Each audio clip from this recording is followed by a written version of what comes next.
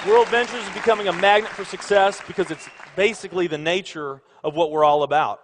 It's hard to believe how much ground we've covered in such a short period of time. You know, in our first year, we did about 15 million in sales. Our second year, we closed out right at $50 million. That's over a 320% increase in our second year. And we are totally convinced that we will clear in our third year $100 million. And I'll tell you what's going to happen much faster than you might imagine is that we're going to become a billion-dollar company. And some of you, especially the people newer to our company, you might find that hard to believe, or you think, you know, it's pretty outrageous goal. If you've really taken the time and you've studied companies that have achieved that level of success, what you found is that it's rare that a company that invents a brand new product or introduces into a brand new product segment has that type of success. What's more common, where you see these companies that achieve this mega success, it's companies that enter an industry that's already very, very large, also very competitive. They do something just a little bit different, and they carve out a small little piece of a really big pie, and with that small little piece, they become over $1 billion a year company. A great example of that is Cheesecake Factory. I mean, we all know how competitive and how big the restaurant business is. And Cheesecake Factory, they're not doing something that much different than everybody else. They're doing things just a little bit different. But they are a super success in business today. One of my favorite examples is Starbucks. I mean, how long has the coffee industry been around, and how big is the coffee industry? Okay, I mean, how many companies sell coffee? Starbucks, doing it just a little bit different.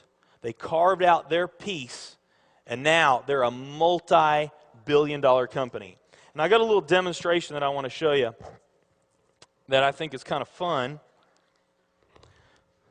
The coffee industry is $100 billion. So $100 billion every year is spent around the world on coffee. Each one of these gumballs represents $1 billion in annual sales. There's 100 gumballs in here. This is the coffee industry. So Starbucks, if they want to, let's say they're brand new and they're starting out, and they've got this goal to become a billion-dollar company, they need to carve out 1% of that pie. So they would need to have this much of that pie, 1%. So it's really, you know, a small percentage of this overall pie. They've been more successful than that. 2, 3, 4, 5, 6, 7, 8. They do about $8 billion in sales. That's a pretty significant portion of the entire worldwide global sales of coffee. The nutrition industry is $226 billion every year is spent on nutrition. So again, each one of these gumballs represents $1 billion in sales. So here's the coffee industry, here's the nutrition industry. And by the way, you may not know this or not, but over half of all the network marketing companies on the planet today, they're nutrition companies. Now let's talk about the travel industry. We need a bigger base here. All right, here's the travel industry.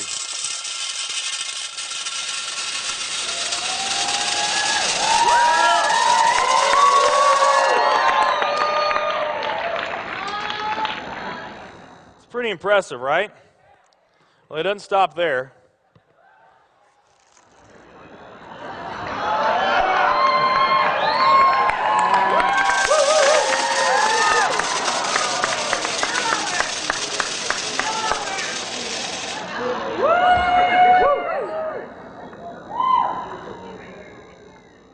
That's pretty big, right?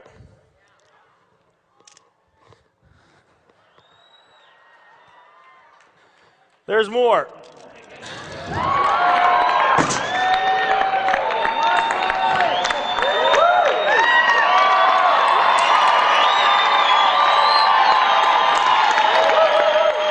But wait, there's more.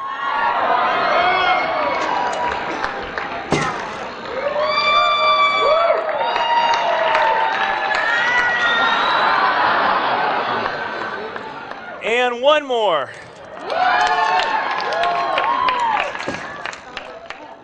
All right. So here's coffee. Here's nutrition, the entire nutrition industry. Here's travel.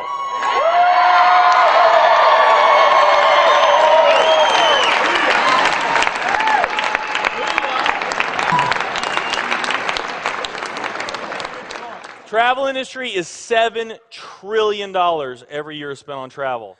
And they also say that the travel industry is going to grow from $7 trillion to $13 trillion over the next decade. Nutrition and travel.